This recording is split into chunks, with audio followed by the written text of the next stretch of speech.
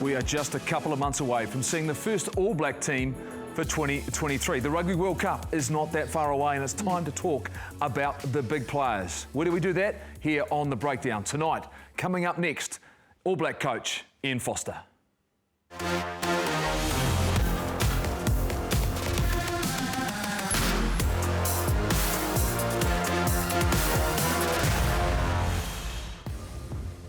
Tēnā koutou katoa, good evening and welcome into The Breakdown. It is great to have you joining us tonight. Roger Tuivasa-Sheck has announced his future, and that'll be going back to Rugby League with the Warriors in 2024. So there's so many questions. The band is back together. Jeff Wilson is here, Mills Muliaina and Sir John Kerwin as well. Were you shocked? Did you see this coming? What do you reckon, JK? Wasn't shocked at all, actually. I thought it was going to happen. I just thought it was the Roosters. I think I might have said it on the show a little while ago. It sounds like you brokered the deal. That's what it sounds like to me. Yeah. You had a lot to do with this, right? No, nothing. Absolutely nothing to do with it. Nothing. Look, I just think he's had a run of bad luck. Started, COVID came, shoulder injury for Auckland, shoulder injury for the Blues, and now his cheekbone. I'm thinking if he looks at him and looks at the 12s ahead of him that have signed, you go back to your legacy piece, which is Warriors. Go back to the Wawas. Oh, absolutely, and he's an outstanding player. And the input that he's had on rugby's been enormous in terms of his presence, in terms of his stardom. But also, I mean, you talked about, it hasn't been as free-flowing as what he would have wanted, but also the results with the All Blacks last year. He would have probably wanted a bit more game time, a bit more nicer ride into playing for the All Blacks, but it just certainly hasn't sort of been his way. Am I surprised? A little bit that it's earlier than what I would have thought, but like you said, JK, you said the Roosters, but I'm pretty sure you knew it was always going to be the Warriors, mate.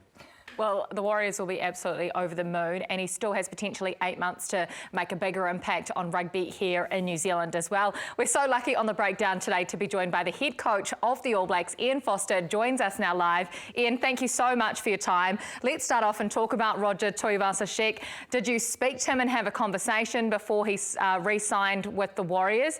And what are his chances of going to the World Cup later this year? Yeah, thanks, Kirsty. Evening all.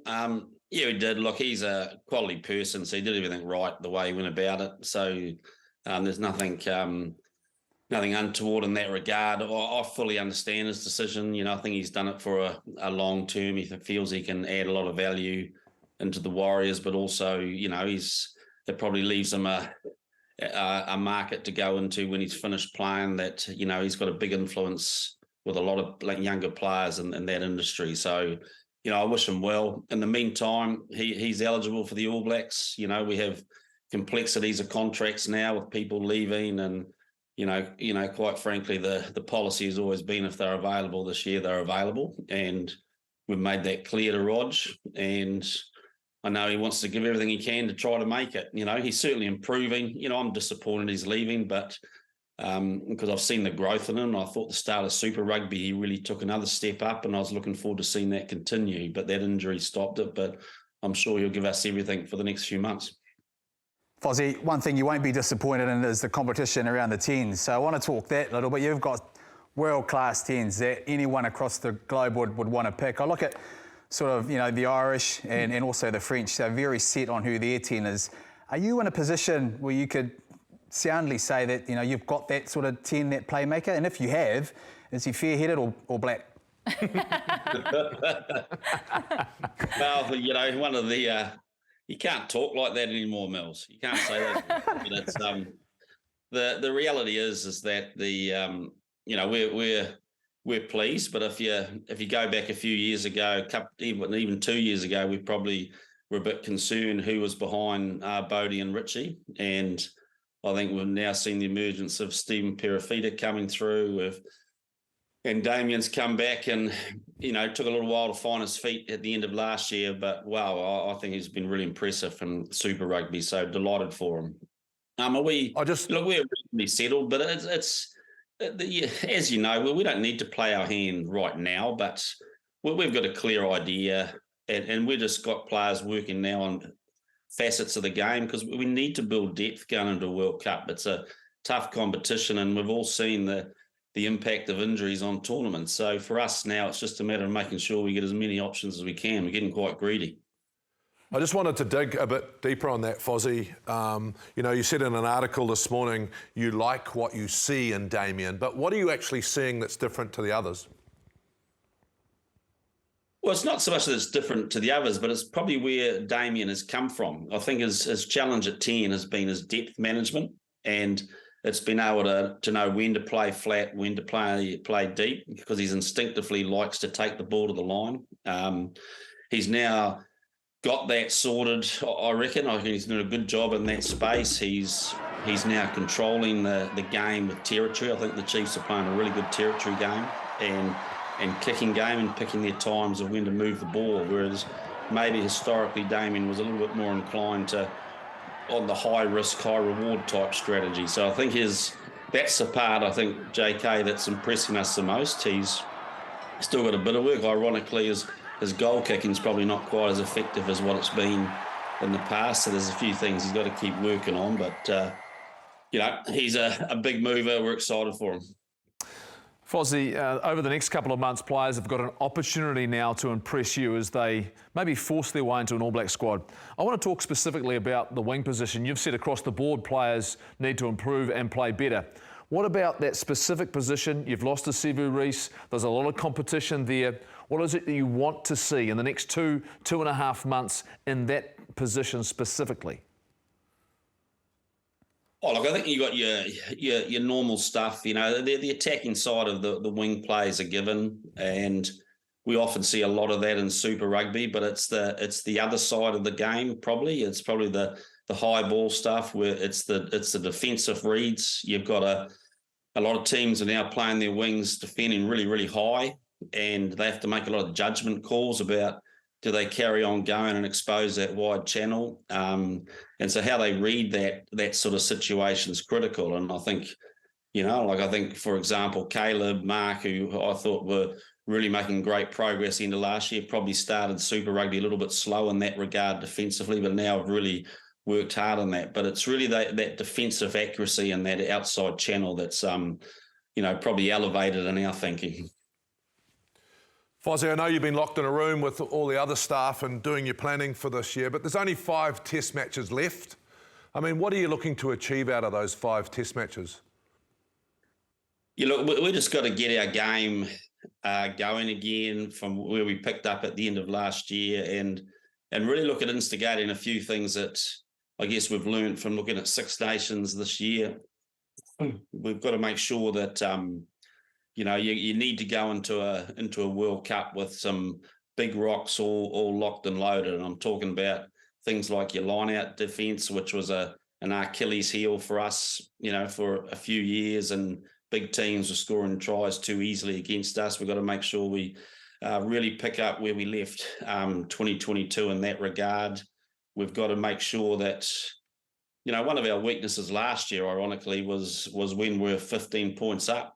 You know, there's 4 or 5 games that we got ourselves into great positions, and then when the pressure came back on us or someone scored, it was almost like we wanted to win so much, you know, to get everything right that we lost our way for little spells of game. So that's a big period of the game we've got to get right. So we've been working hard on that, how to adapt and adjust and deal with the moment. So that's a couple of big things for us. Jeepers, Fozzie, it sounds like that laptop's been getting a hiding at the moment, mate. You're giving it the thrashing. But are you anxious or sort of excited? Would you have liked another sort of camp to address those things, you know, prior to the semi-finals? Oh, look, you know, we always want more, don't we? You know, in an ideal world, it would have been nice. I think you've seen the Wallabies have a camp this week and get a group together. But, you know, we're okay. It's not something that probably goes down that well in this country when we have one during Super Rugby. So we've made some adjustments there. We've got 3 leaders' days, but we've already had 2. We've got 1 more. But, you know, we're pretty confident going into that test series. I think, you know, one thing, coming back to your question a bit, JK asked about the 5 tests. I think that in 2019, we didn't play anyone in the Super Rugby final didn't hop on the plane to Argentina at the end of the next week. And we gave them a break, which really meant that I think we thought we sacrificed a few combinations in those first 2 tests of the year.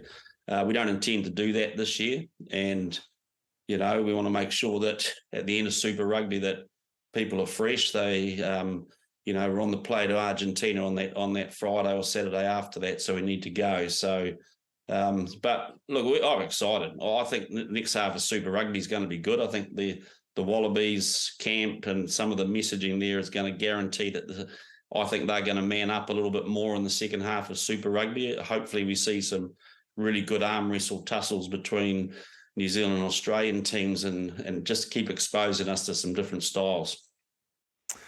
A couple of things I want to quickly ask on is clearly that game, that last test in Twickenham against the Springboks is going to be an important hit out, but there's so much chat about the first game of the Rugby World Cup, but that's not where a Rugby World Cup is won and lost, right?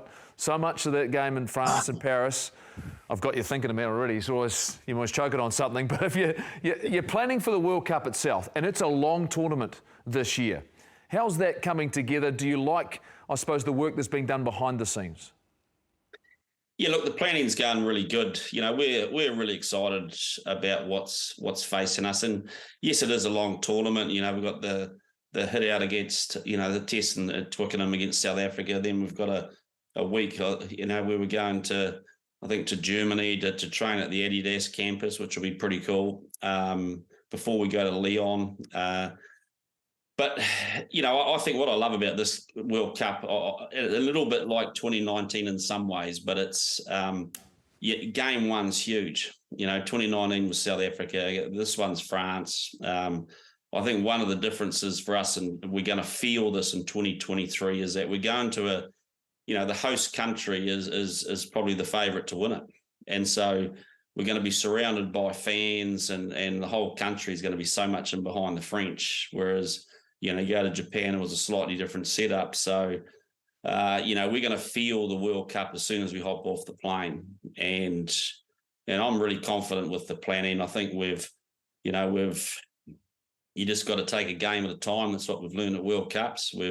We can go through some pool plays, but I look at Italy and there's no way you can just coast through that game. They nearly bowled a few teams in Six Nations. So, it's the challenge is there, but wow, this is just what we need, and we believe we've been working in some really positive directions on large parts of our game last year, and now's the time to put it all together. Fozzie, combinations, little bunts, little Horan, Nonu Smith. I mean, am I just old school thinking that combinations are important to the midfield, or are you a little bit worried that Anton Leonard-Brown's been a little bit injured, Havili's injured? I mean, is that just a thing of the past? You just got to have guys that can interact whenever they're needed?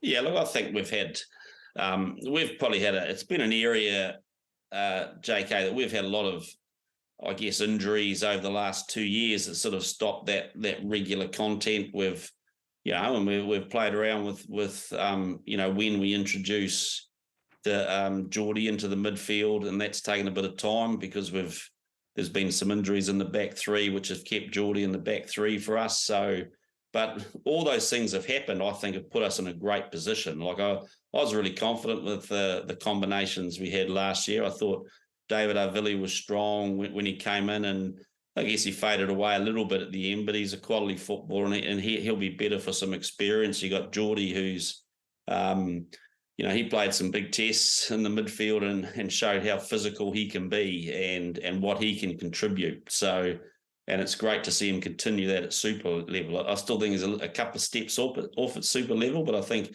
he has a slightly different role probably in the Canes than what we have. So that's okay. Good experience for him. But I'm confident, JK. I think we've got the players in there. And I can't do much about Anton. And, all I know is that he's such a professional player. He's so determined, and I know when he gets his chance to come back, hopefully it's only a week or two away, that he'll show his quality as well. And the Rugby World Cup isn't the only major event this year, arguably bigger, the FIFA Women's World Cup that'll be in Australia and New Zealand. It'll be talked about in your household with your incredibly talented daughter who is hoping to make it for New Zealand. It must be a really exciting time in your household. Oh, it's bitterly disappointing. She's taken the whole gloss off my year, isn't she? But you know, they haven't named that squad yet. Michaela's really realistic, and she's got an 8-week training camp coming up in Auckland, so there's a lot of work for her to do. But certainly a big goal for her. Well, we're hoping, we've got our fingers and toes crossed for her as well, and she is a seriously ridiculous footballer. It's amazing. Just before we let you go, Humour Mills, for a moment, take your All Blacks hat off. Does anyone beat the Chiefs this year? Oh, very hard to see them go through unbeaten, I reckon. That would be a huge effort to do that. And like I said, I think we're going to see a little bit of a bit more steel in the Aussies, and I'd say there's a couple of Kiwi teams that have been pretty hurt by what the Chiefs have done. So might be quite an interesting one this weekend, eh? It's going to be a huge game this weekend. Thank you so much for your time. We appreciate having you on the program, and enjoy the rest of your Sunday night. Thanks a lot, team. Thank you so much. It is a big game, the Chiefs against the Crusaders in Hamilton, but let's dissect all of that. There was a lot to talk about. We'll start off right at the very top. Roger Tuivasa-Sheck, is he still in the mix to make the Rugby World Cup? Yes or no from each of you? Will he make it? No chance. No chance. No, definitely got a chance. No chance unless Goldie. Okay. No chance unless I think Anton Leonard-Brown or Havili doesn't make it. I think the positive for Roger is that he can cover wing, and if I was him, I'd come back and play on the wing for the Blues a wee bit. But I think it's a hard ask. Hold on, you're just asking Caleb Clark and Mark Talia to go, I want to give Roger Tuivasa-Sheck an opportunity to play on the wing. I think that horse is well and truly bolted. We didn't get this right from the start. The moment we brought him into rugby, we put him in a position which was too difficult to learn, and that was Super Rugby. Too hard in 2 years to learn the skill set you need to go to the very top, to the next level. I think he's done remarkably well, given the limited amount of time he's had on the field. He needed to play rugby. He didn't get the opportunity to do that. I agree with Ian Foster. I like some of the things I saw at the start of this year. I saw him in the pre-season run at fullback, and he looked really good there. Does he make the All Blacks? Well, he can. He said no. What he can do, but it's going to rely very heavily for Mills on the fact the Blues giving him an opportunity and the Blues playing well. And at the moment, I don't think they're doing enough for us to see what he is capable of. But do we do this again? Do we bring someone in who's got all the athletic ability in the world, which he clearly has, and how do we go about it? We did it with Sonny Bill Williams, and it worked. But I'm not sure. You tried it with Benji Marshall. How many test matches did Sonny Bill start? Not many. But are you saying, based on what we've got now, if we picked the team today, he could possibly make it? No, not in the squad. But if everyone's fit and available, if Anton Leonard-Brown is on the field, I think at the moment he's just sitting outside that group. Yeah. But they've invested some serious time in the last 2 years into Roger Tuivasa-Sheck. Totally. And I think, to be totally honest, it's a tough position. When he first came out, and he had a good season with the Blues, that start of that first year. Hard because of the content. You're coming from league, and it's a specialised position, Tuiv. You're not only sort of going out there to do his magical feat that he has and beat defenders and actually tackle, but you also have to make some calls. And the hard part of that is actually adjusting to being the call maker alongside your 10. When your 10 goes sort of missing, you've got to step up. That's where he's really struggled. But I don't think, based on, I think he's going to be struggling to make the Rugby World Cup team unless someone gets injured. Where would you have played him? I would have played him at fullback. No way. Oh, 100%. Everyone talked about the fact we've done. Have you ever seen a rugby league fullback kick the ball back? What's that? I've seen him grubber it when he's had to, when he's gone to the front line. I've seen him being a playmaker. I think he had the ability of that. But I wouldn't have done it at Super Rugby. This is the issue. You can't learn your trade at Super Rugby. If you haven't played for a number of years, you couldn't. We tried to do it with Benji Marshall and it didn't work. Last year, you were talking about how you want some of our backfielders to improve their on-the-run kicking. It was one of your expertise. Do you think that Roger Tuivasa-Sheck could have come back to fullback and played the rugby kicking game? So we asked Roger Tuivasa-Sheck to become Ma Nonu, right? How long did it take Ma Nonu to become Ma Nonu? Where did he start for the Hurricanes? You didn't answer my question. Where did he start? He was on the wing. Oh, yeah, hold on. But Ma Nonu couldn't kick the ball either, remember? I would have played him on the wing. I would have played Tuivasa-Sheck on the wing and then forced him into going there to learn his trade. I think the kicking was a decision. Who decided to play him in the midfield? I thought he should have been a midfielder. Well, the Blues signed him as a midfielder. I thought you think wing, fullback, and you think midfield. Oh, look, I honestly think he's had bad luck. Full stop. He's had no consistency of games. Yep. Like, you think about Sonny Bill. Sonny Bill came back and played the whole season for the Chiefs at 12, right? They left him there. Roger probably hasn't put 10 games together, has he? It's hard to say, yeah. Well, he hasn't, It's because he's been in the All Black consistent. environment, because he hasn't been playing NPC rugby. He hasn't had that opportunity. We should have left him alone. And that's one of those things, right? When you make an investment like this, the initial reaction is we've got to get him out there playing so people can see him. He actually needed a year back in the game, playing as many games of rugby as he possibly could at every single level available to him. So all of a sudden he learned all of the skill set that is required and got an understanding of time and space and depth and all those things, Mills, that you need. Too hard to learn. An international at test match level, too difficult for the young man. Timing wasn't on his side, because if you think of the year the All Blacks had last year, and then, you know, we ended up bringing in a fullback into second five. You know, we brought, you know, Barrett in to actually try and fix that. The injuries that we had, weren't quite confident on letting him sort of start there because the team was under pressure. So it didn't actually quite work out for him in terms of that sense, in terms of the ride that he would have got had he been in a really successful team that was sort of going forward. Great player, you know, and I think that I'll go back to that first year I was thinking that he'd play wing when he came over, but when he played for the Blues at second five, he showed some stuff that I was like pretty amazed with in that first sort of 3 to 4 rounds. Well, let's pick up on a couple of other things that Ian Foster talked about. The look at 10 settled, too early to show their hand, but for you two on form right now, would you be putting Damien McKenzie in there at 10? That's a tough one, eh? I mean, form, if he picked on form, you'd say he would be. I tend to think that Mo'unga still is the 10. It's a hard one because Damien's playing, you know, so well. But he's got the luxury, hasn't he? He's got three quality 10s that he's going to pick from. I actually think, you know, Beauden Barrett's our 15. And I think the other two are fighting it out to be the 10 and sort of the way they go about it. So it's interesting to hear him say the maturity, you know, that McKenzie's actually showing, because he has done a lot. He's sort of nailed his game down to not be so open as what he used to be. What are you laughing at? I'm laughing because I know where he's going. You're going with Damien McKenzie at 10, right? No. You're not? No. He is the greatest bench player in the world, and we will not win the World Cup unless he comes on late and completely cuts people open. He won't like that. He could start at number 10 at any other country in the world. The thing that I believe about 10s is you need to give them the keys to the house, right? They need to go, Richie Mo'unga, this is your football team. Go, son. Yep. Right? Or Bodie, or Damien. You can't mess with that this year. We've got 5 games. Make your decision and do it. However, for me, I love Damien McKenzie has brought a new look for the defence to look at. I'll keep saying it. He plays like a rugby league standoff.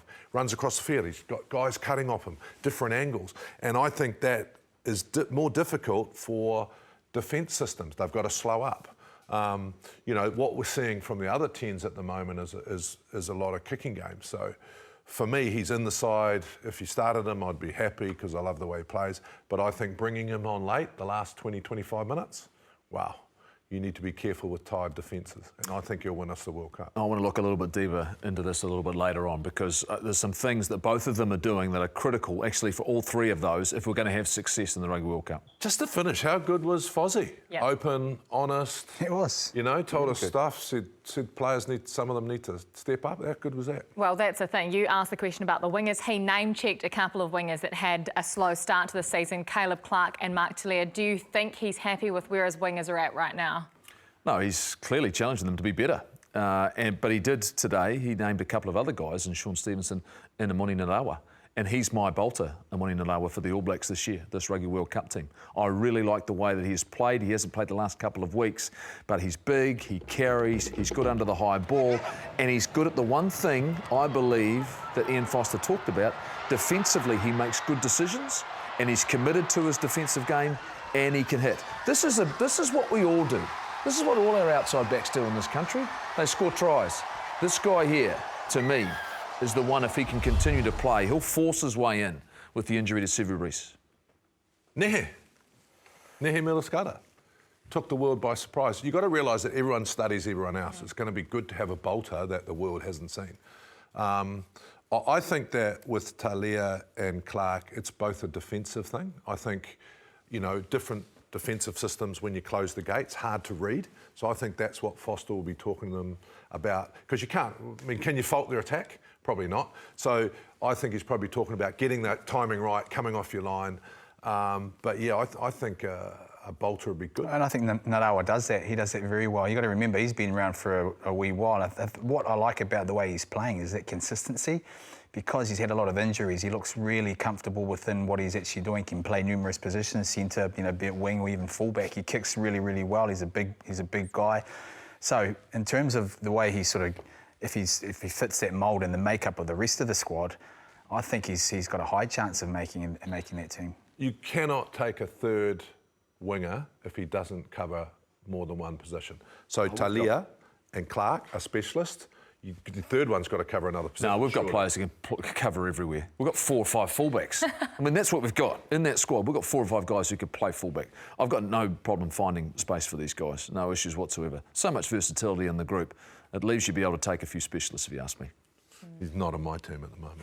You're scratching your head, JK. It wouldn't be a breakdown episode without some whispers in the corridor. Have you heard anything this week? Voce di corridoio. Wow, this is a real good one. This is a real good one. Ricky Tally.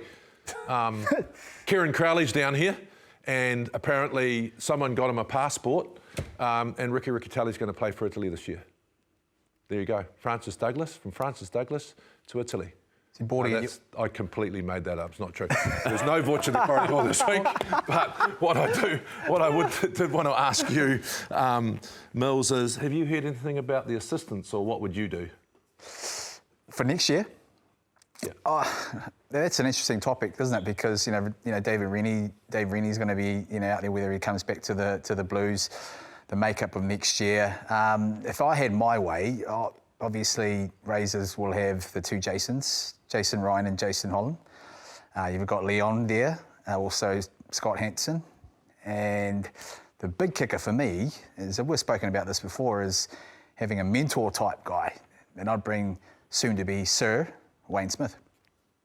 Totally agree with that. But Voce di corridoio, I know you've got Voce di corridoio, but you won't tell us, and that's wrong, because people want to hear your Voce di corridoio. No, look, this is what I'm hearing. I think next year, Beauden Barrett will be playing for the All Blacks again.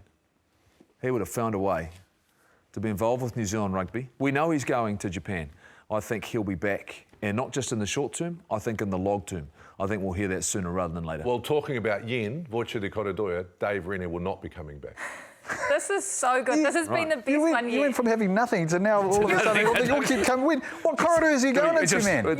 You've all got news. Beauden Barrett coming back to New Zealand, potentially Wayne Smith joining the All Blacks next year, and Dave Rennie not coming to New Zealand. That is the whispers in the corridor this year. Apparently, watch the breakdown every week, because you get your news here first, don't you? You have to wait and see if that is confirmed. But everyone has their opinions, just like these guys. And this week, the tongues have been wagging about Roger Tuivasa-Sheck. Once a Warrior, then a Blue, and now a Warriors once again. RTS is coming home.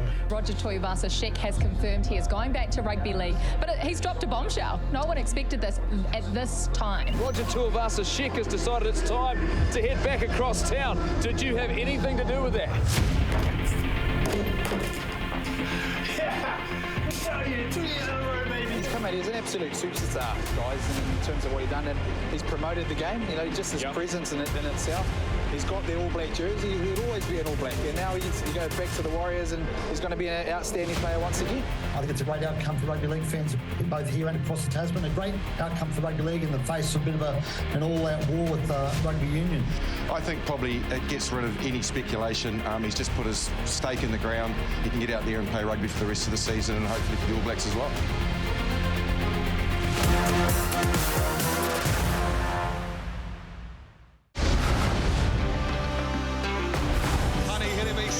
She has done so much for the game of rugby union and rugby league in this country. Well, she's looked comfortable in the boxing gym as Tegan, but she's under some early pressure here from the multiple international Honey Hirimi Smiler. Big right hook too. Honey Bill Hirimi Smiler.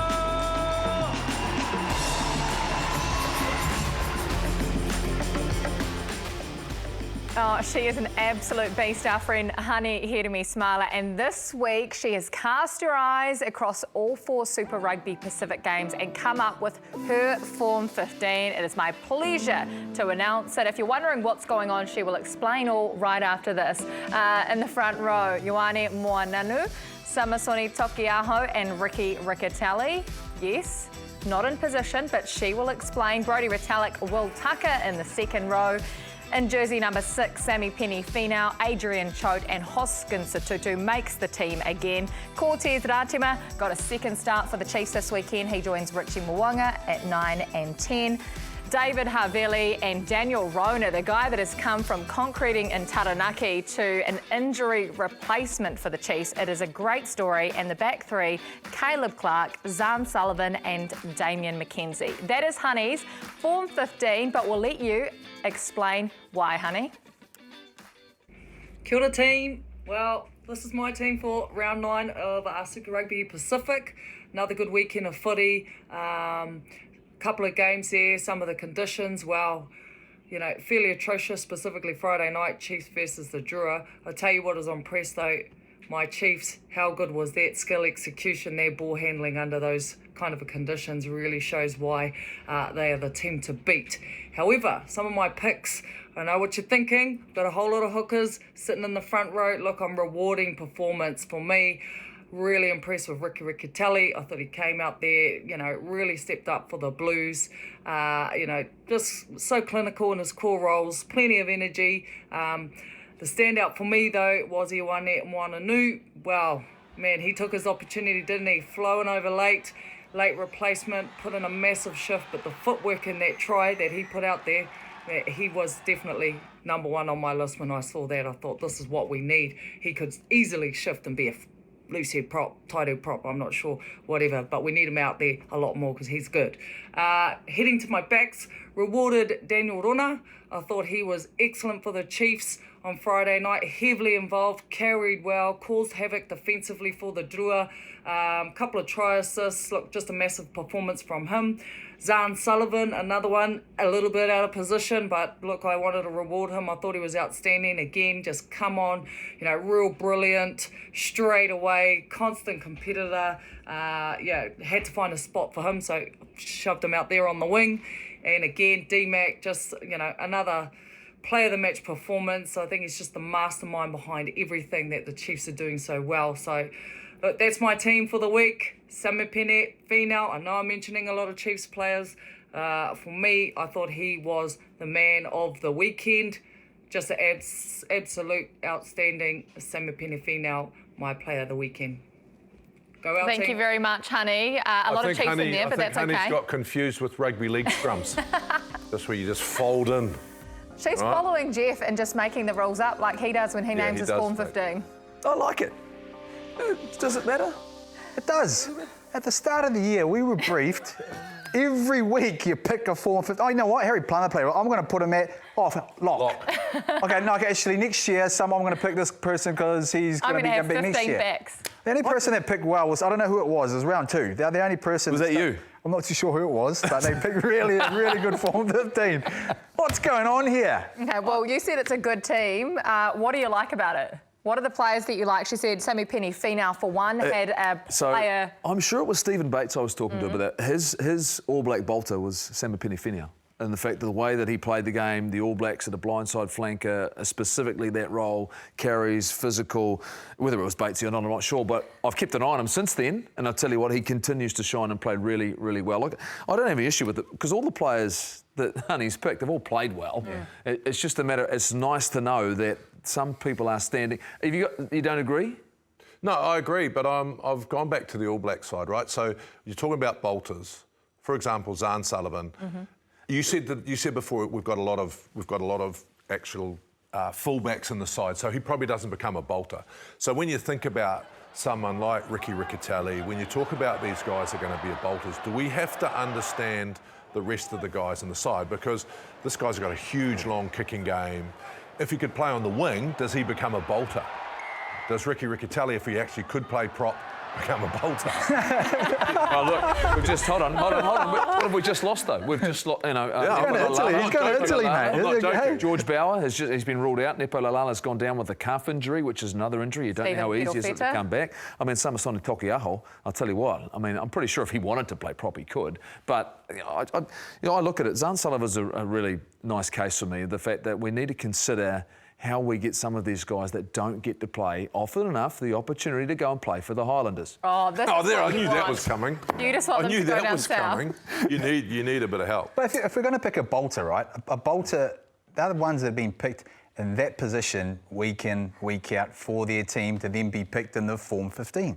You can't pick bolters on one performance. Oh, so you're saying form over the course of the season? Well, how do you? We did that once, and then you got into me for that as well. No, you're talking about the All Blacks, aren't you? Yeah, if you're talking about the All Blacks, if they're in the form 15 every week because they're starting for their franchise every week, yeah, no, I agree with and you're not sort of picking a form 15 based on next year or whether they've played.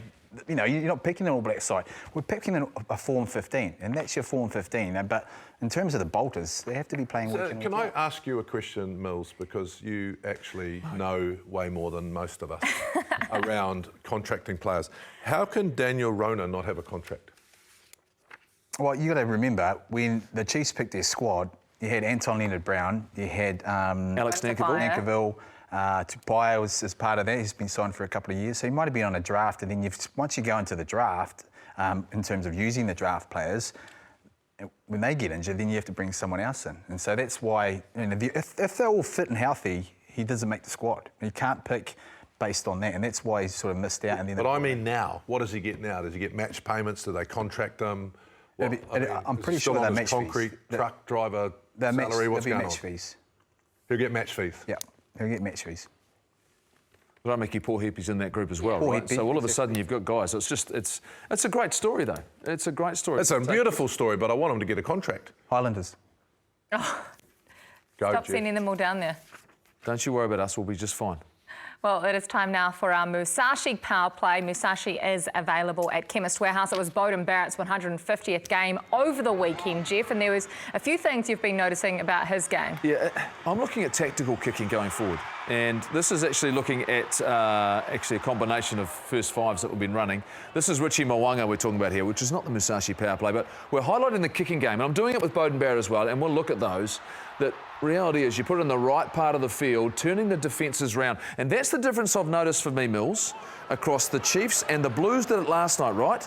They started targeting the edges and for space, and they were prepared to keep the ball in hand for a little bit longer and change the defence. When you kick for space, right, all of a sudden it changes line speed. Line speed creates space. When that happens, all of a sudden your attack becomes so much more effective. The balance that I think Ian Foster's looking from all their players, we're starting to see that from Beauden Barrett.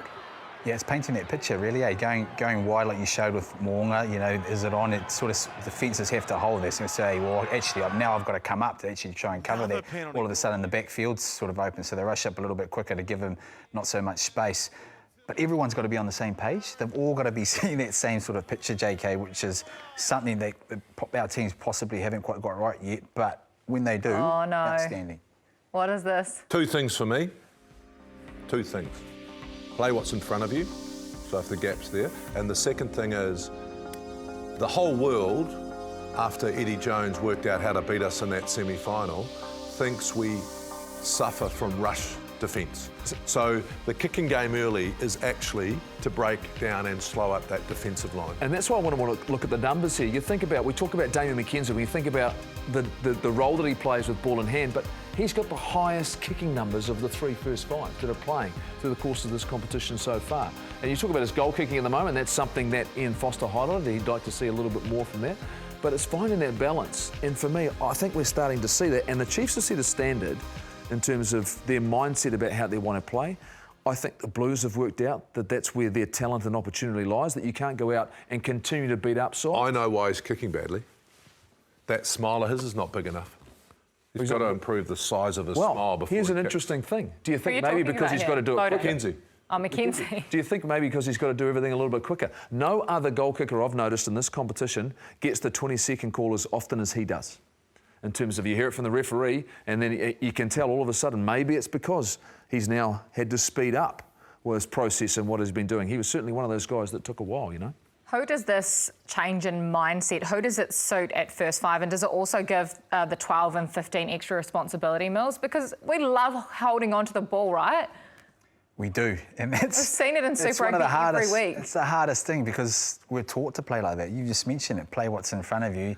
And then when you get an opportunity and you get sort of inroads and massive meters, but then you all of a sudden, it's halted by the defence sort of reacting and getting themselves sorted. That's the balance we've actually got to get, and we haven't quite nailed that. Can I ask you both a question? If you're dishing out questions, if I look at it and go, what's our best opportunity to score for the All Blacks historically?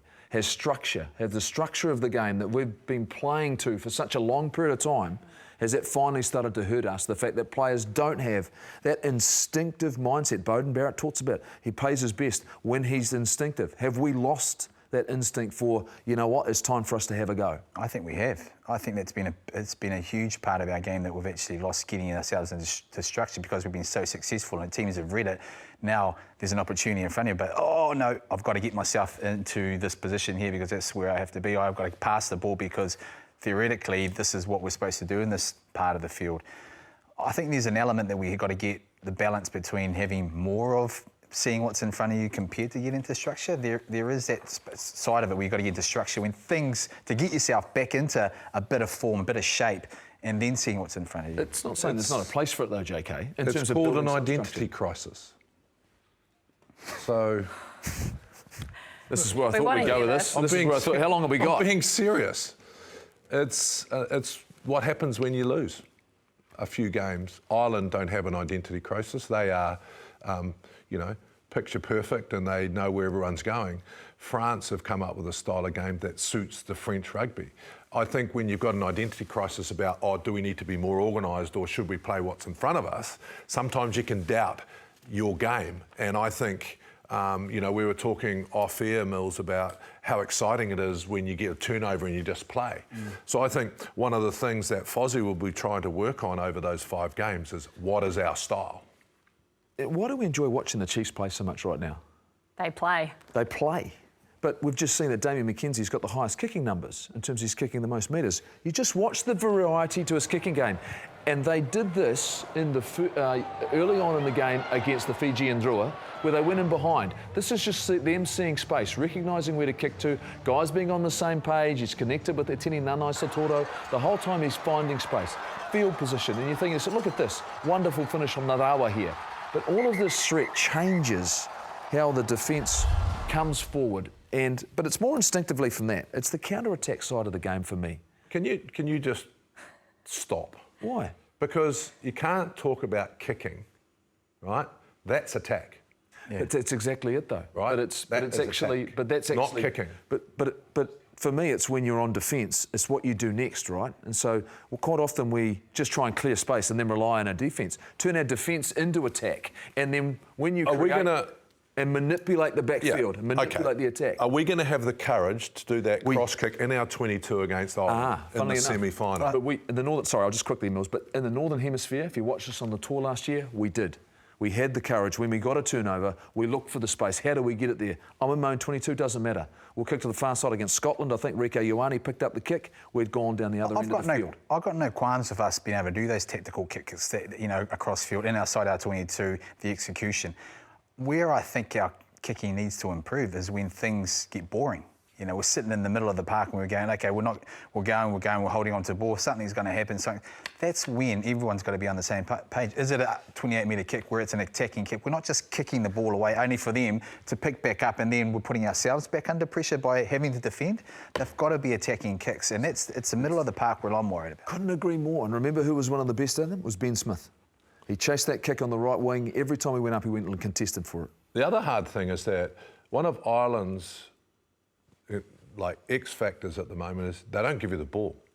You remember the second and third test, they just don't give you the ball. So that puts you under pressure on whether you're going to kick it away. Is that whether us, you're going though? to take that risk. Is that us?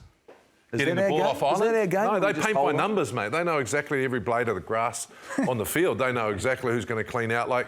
They won't take a risk on passing, they know everything about where, and they hang on to the ball for long periods of time, which then creates pressure on you when you get it in your 22. You think, am I going to kick it back to them?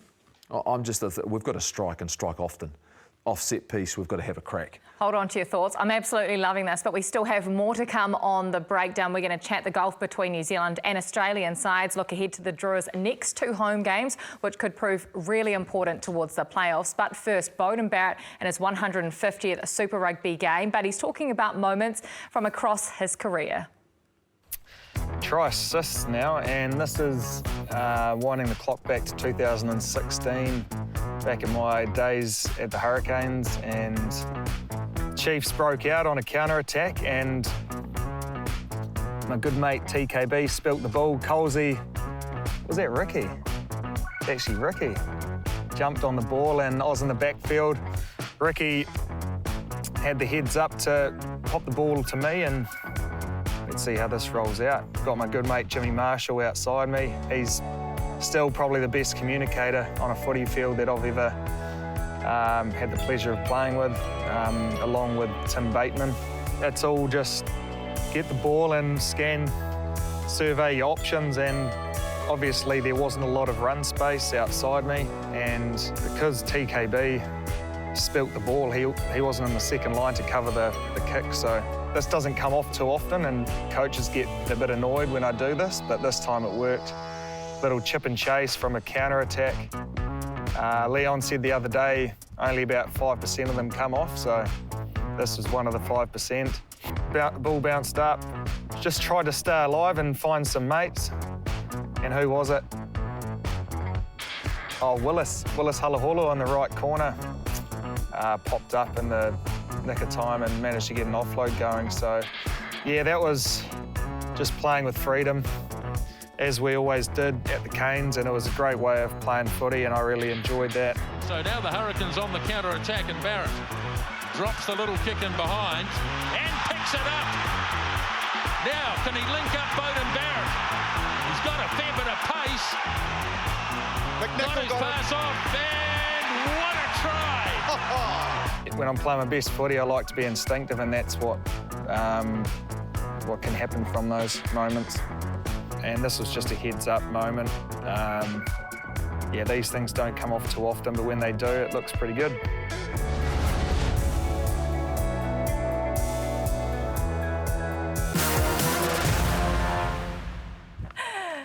No, my Hoki Mai, welcome back into the breakdown. I wish he came back 5 seconds earlier because Mills is literally fanning himself off. These two are saying they feel like there's a breeze going on, but it is time now to talk Super Rugby with Nurofen, available at Chemist Warehouse.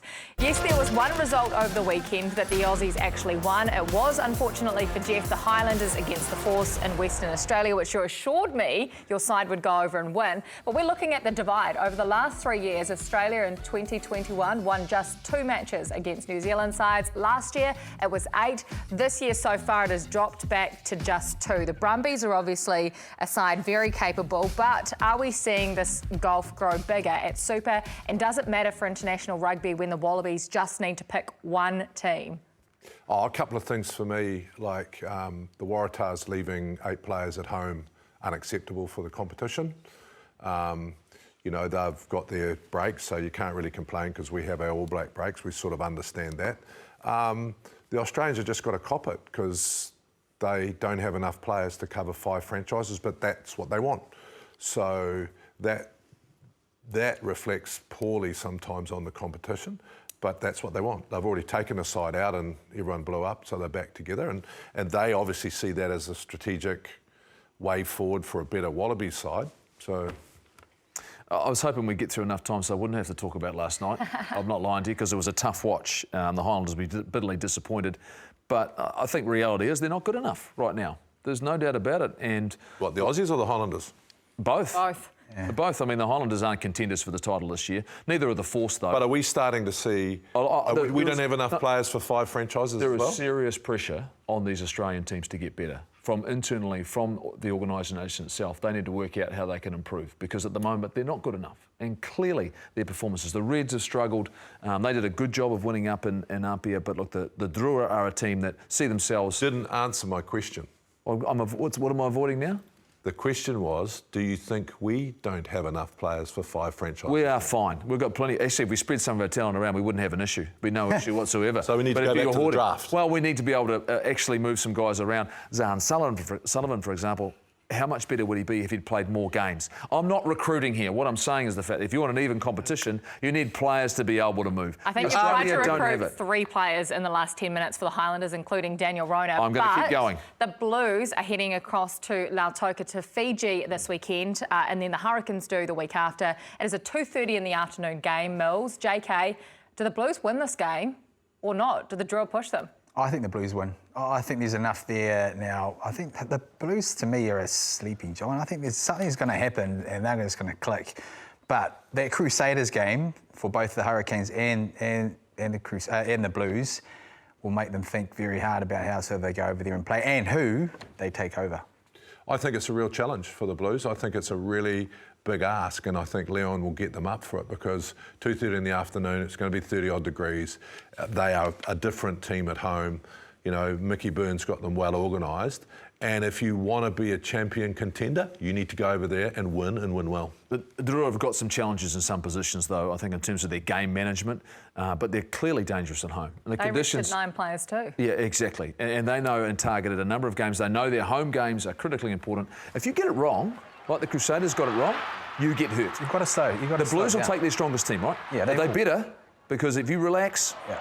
You've got to slow the game down. You've got to go to set piece. And they showed glimpses of that last night, did the Blues. You know, they've got it up front. OK, well, just a show of hands. Crusaders Chiefs coming up this weekend. Do the Crusaders beat the Chiefs? No. I've got They didn't round 1 at home. JK, Crusaders going to Hamilton this time? No. They don't beat the Chiefs. Well, you know what I'm going to say. Is it that simple? Is it that easy? Is it going to be a close game? Oh, this is going. It's going to be the greatest game of the. It's going to be the greatest. But you all think the Chiefs. We're emphatic, but it'll be close. It'll be tight as anything. There won't be much. Yeah, look, I would never, ever write off the Crusaders. No way. Okay. Well, that is us. We are done. Thank you, gentlemen. We'll be back next week to reassess that match, the derby. But apparently, it's the Chiefs.